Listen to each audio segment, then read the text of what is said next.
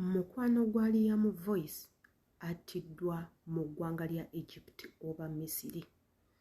Abadde ayitibwa Ahmed Mukasa. Amawulire gano eno si mapya, agayisizzawo wiiki ennamba bukyanga gabeera nga gatambulira ku mikutu gyamugoba bantu. Yenze adita subscribinga okwate nekkade nga buli vidiyo bweziti zikutuukako bulungi nnyo. Tomanya nti mu butambi obumu bwe tukola mwandibaamu obutambi obusobola okuyamba oba bw'osobola okweyambisa okuyambako banno abalala abali mu mbeera embi. Y'ensonga lwaki tugamba bw'oba osubscribinze n'okwata nekkade ogenda kuba ng'ofuuse mmemba ku channel zaffe zino, ate era commentinga tumanye endowooza y'ogwe ng'omuntu. Ensonga lwaki tukola emikutu bwe giti nti gisobola otuyambako okufuna obudduukiriro nga twetaaga obuyambi, oteekako n'okuyisaawo eddoboozi lyaffe okutuuka ku bantu abalala, tusobole okuba nga eddoboozi lyaffe liwulikika eyo oba lituuka ku abo gye tuba tulisindise. Amawulire ga Ahmed Mukasa okuba nga yatugumbulwa mu ggwanga erya Egypt sisobola kuvaawo nga sigogeddeeko nti ebintu bwe biti bigenda nnyo mu maaso. Abannayuganda bangi nnyo batugumbulwa mu ggwanga linene erya Misiri olw'ensonga ezimu oba endala. Wabula nga sinnaba kwogera bigambo bingi oba kuyitira bigambo bingi, tugenda sooka tugendeko mu katambi k'omunnayuganda awangaalira emisiri ng'ayina by'ategeeza oba ayina by'atugamba. W'oba oli awo gwe wenna eyeegomba okugenda emisiri oba okukolera mu Egypt oba okukolerayo ekintu kyonna, obeere ng'omanyi nti eggwanga gy'oyagala okugenda ly'eggwanga erikyasinze okutugumbula Abannayuganda. W'oba oli awo okiveeko oba ogende ng'omanyi. Kasooke tugendeko mu maloboozi gano eno ate era tukomewo. Omulungi atuwuliriza era atulaba nga njogera on behalf of Ugandans in Egypt, era nga naye kennyini nsinzidde wano mu kibuga Cairo, Egypt, Misiri. Essaawa no tukubira gavumenti omulanga etuyambe ku mbeera gye tuyitamu, embeera gye tulimu. Tukubira gavumenti y'e Uganda etuyambe. Tukubira omulanga eri embase ya Uganda eri mu Egypt. Tukubira omulanga ku embase ya Egypt eri e Uganda. Batutaddeko embeera enkakkali. Abamisiri batutaddeko embeera embi. Tuli mu mbeera ya dduka, tunoonya ne tubeera n'owoonya otuzzi nga tolabawo. Abaana babasiba, abaana bafiira mu makomera. Abaana bali mu makomera tebalina ayamba. Tulina embase wanene eya Uganda mu Egypt naye terina kyekolawo. Tulinga balina ekizimbe just nti kiri awo bubeezi kifaananyi. Ebizibu byonna Bannayuganda ffe tubyeŋŋanga. Tulinga batalina muntu atuyamba waneno mu nsi ya Misiri ng'ate tulinawo embase. Tuli mu mbeera ya dduka. Abaana babakwata, essaawa eno tulina muganda ffe yatuvudde ku maaso. Babadde bamuyita Ahmed Mukasa. Ahmed yasibwa nga 13 Desemba. N'atulugunyiza abasibe banne Abamisiri mu kkomera. Ne bamutta. Ne bakwata omulambo ne bagutusuulira nga 5 January. Tutubidde n'omulambo mpaka kati. Batusabe $12 million okuguzza e Uganda, ze $35 okuguzza e Uganda. Ssente nnyingi. Gavumenti terina kyetuyambyeko. Embase terina kyetuyamba.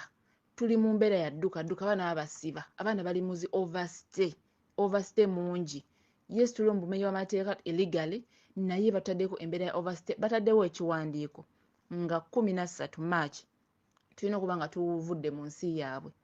Bwe bakukwata bagenda kusa emyaka 5 oba sekyo saswe $1 mu overstay. Tusaba gavumenti etuyambe ku mbeera gye tulimu, oba kutikka abaana ebazze e Uganda etuyambe tutikke, oba sekyo batukendereze ku overstay. Ssente bazaagala tuzibawo naye nga tuzibawo ate mu $1. Abaana bafa, abaana bali mu makomera, tetulina wakuddukira. Ku kisaawe kwennyini kwe bakwatira abamu. Tusaba gavumenti eveeyo etuyambe ku mbeera gye tulimu, ate tusaba bwenkanya ku bwa munnaffe gwe basse Medi. Famire ye terina ssente zigenda kumuzza Uganda, ate eno ffe tuli mu kwekolamu omulimu. Embase terina kyeri mu tukolerawo essaawa eno. Tweyanza nnyo tweyanzeege. Yes, Bannayuganda mwenna mbalamusizzaako. Assalamu alaikum wa rahmatullahi wa barakatuh. Amanya promoter Samora nga bulijjo, the young godfather. nga nno ensonga endeese olwaleero nsonga ya nnaku. Tuli banyiivu, tulina obusungu ku bigenda mu maaso.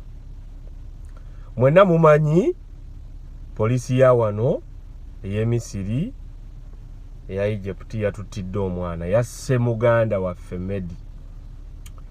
Yasse muganda waffe Medi, yasse mwana muto ayina ebirooto bye, okitegeera, abadde akola yeeyiiya akuba music we ng'akola nga mukozi, okitegeera, naye ayina ebirooto ng'omuntu muvubuka muto, okitegeera. Baakomezza obulamu bwe mu bintu eby'ekisiru ebitategerekeka bye bali mu kukumpanya obukumpanya bye babuzaabuza. Kwe kukwatibwa, kwe kubuzibwawo, kwe kuttibwa. Speed. Omwana teyali mulwadde, teyalina buzibu bwonna. Ne bamalawo obulamu bwe batyo. Kakati tetugenda kukkiriza mbeera eyo kutuukawo nga ffe bannayuganda tutunule butunuzi. First of all, ngenda kwebaza bannayuganda buli alina kyakoze okulaba nga muganda afe afuna obwenkanya. Mwebale nnyo, akaliro nkalengera. Okitegeera, bano bafala bazze batuttira abantu baffe nga tusirika, naye njagala medics yaba akomye ensonga eno. Okitegeera, ate twagala okunnyonnyolwa okumanya ddala kiki what really happened. Ebyo bali mu kufutyanga bye babuzaabuza, tetwagala all that nonsense. Ensi zonna nnyingi zirimu abagwira abatalina biboogerako. Okitegeera, ensi nnyingi mu nsi yonna buli wamu gye bali.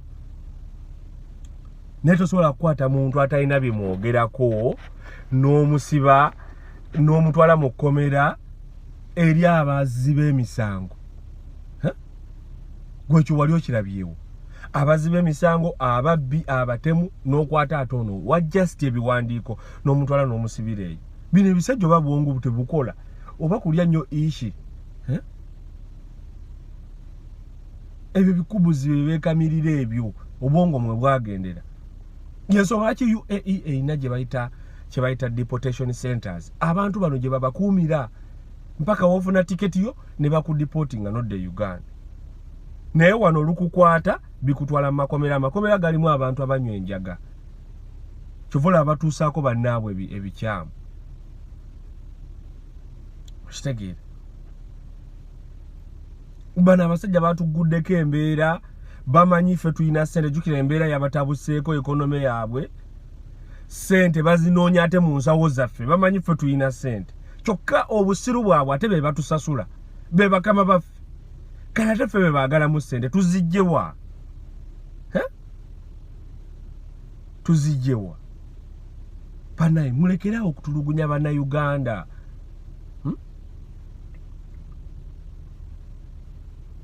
Gavumenti yaffe ye Uganda muveeyo muyambe bannayuganda abali ku mbeera ya dduka kuba kati waba munnayuganda wabweru ewaka tali safe.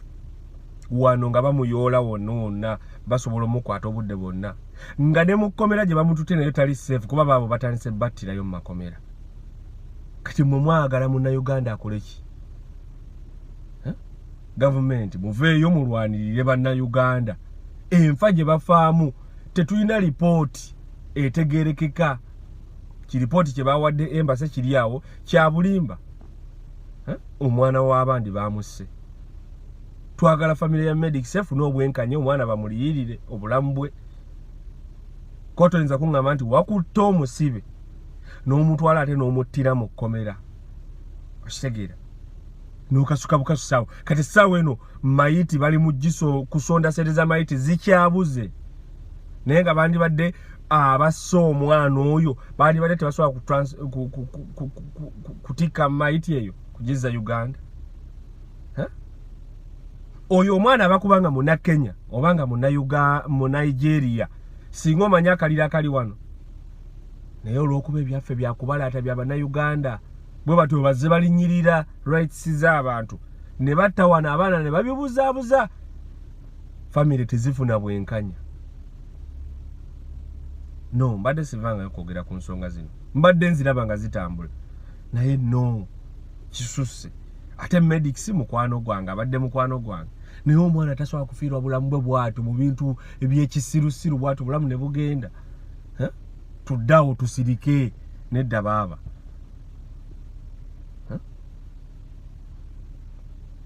gavumenti muveeyo muyingire mu nsonga eno. Ebyo by'owulidde tebibadde bigambo byange, bibadde by'Abannayuganda bannaffe oba Abaganda baffe Abannayuganda abawangaalira e Misiri. Ebintu bino bye twogerako si bipya, bizenga bikolebwa ku Bannayuganda era nga nzijukira nti mu 2020 mwalabako akatambi ak'omwana Omunnayuganda eyakwatibwa ne bamusiba mu kifuluggwa ne batandika omukolako buli kyambiyoni era ng'akatambi ako kasitula abasiraamu bonna mu ggwanga lyaffe erya Uganda okulwanirira omwana oyo. Ate era nga si keekokka, omuli n'abaana ab'obuwala abaasibibwanga ku miti ne balagira endogoyi ne zitandika okubeebakako. Misiri eno gye twogerako oba eggwanga lino erya Egypt obutemu bungi nnyo naddala ku bantu abaddugavu olw'ensonga nti bo balowooza si baddugavu, beetwala okuba nti Bawarabu, yadde nga Egypt eri mu Africa. Wano we tubagambira Baganda baffe mwe mwenna abaagala okujja mu kibuga kino oba mu nsi eno nti abantu gye tujja tebatwagala, ekyo bw'oba okimanyi ojja kwegendereza nnyo, tebatwagala era tebatwagalira ddala. Imagine omuvubuka onattiddwa abadde mwana muto naye ate ng'abasirikale be bamutta. Bw'oba owuliriza obutambi obwo bwe nkuteereddewo bulungi nnyo, kiraga nti ono si yasoose ate era kitegeeza si yasembyeyo. Abantu bano eno Abawarabu kuva ddanga tebaagala muntu yenna muddugavu era nga bo mu ntegeera yaabwe bamanyi nti omuddugavu talina kubeerawo era nga bamanyi nti omuddugavu kikolimo ye, bamanyi nti omuntu omuddugavu kikolimo. Kati awo we mbasabira temwegatta kw'abo bantu batemu, kubanga tulina Baganda baffe Abannayuganda abatuuka eno nabo ne bakyusa emitima gyabwe ne batandika okutulugunya Bannayuganda bannaabwe, era nga tulina Baganda baffe abaddugavu Abannayuganda abeegatta ne bano abantu ne batandika okuyambako bano abantu okutta n'okutulugunya Bannayuganda bannaabwe. Wano we mbasabira muleme kwegatta ku bikoosi by'abo bantu ababawa obusente ne mutandika okuyigga Bannayuganda bannammwe ne mubatta. Bw'oba gw'obadde omu ku abo ekintu ekyo bambi kikomye mu bunnambiro.